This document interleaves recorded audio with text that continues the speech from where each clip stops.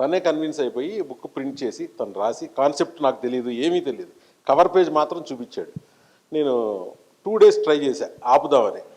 ఇప్పుడు ఎప్పుడైనా ఇంకంతే కదా, అర్జున్ రెడ్డి తీయొద్దని ఎవరు ఆపలేరు, రాయొద్దని ఎవరు ఆపలేరు, సేమ్ థింగ్, ఆ ఫ్లో అలాగే ఉంటుంది. సో ఇది చేసి ఇది ఇమీడియట్గా నిన్న మార్నింగే చదివాను. నేను మార్నింగే చదివి నా రివ్యూ కూడా తనకి ఇచ్చేసాను. సో దయచేసి ఇక్కడ ఉన్న వాళ్ళందరూ ప్రేమగా చదవండి, ఎందుకంటే నెగిటివ్గా పెట్టినా కూడా తన ప్రయత్నం బాగుంది. నన్ను ప్రణయరెడ్డి వంగ గారు బీయింగ్ ఏ ప్రొడ్యూసర్ ఒక క్వశ్చన్ అడిగారు.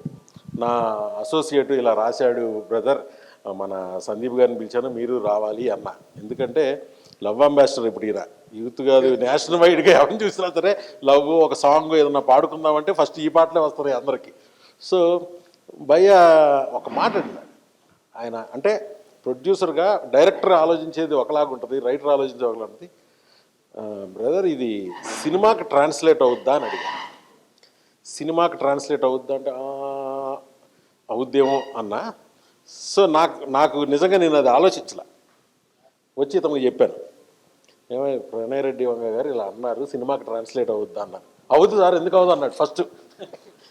అదేంటిది ఇప్పుడే కదా వచ్చింది, నువ్వు అనుకున్నావంటే లేదు సార్ అవుద్ది. అయితే ప్రూవ్ ఇట్ అన్న, ప్రూవ్ ఇట్, నాకు కూడా చెప్పొద్దు, నువ్వు సినిమాకి ఆయన బుక్ చదువుతారు, సినిమా ట్రాన్స్లేట్ చేశాక just try to convince him with your script. Okay, now I'm hand overing mike to love ambassador అనుకోండి, లవ్ రెబల్ అనుకోండి, డియర్ మోస్ట్.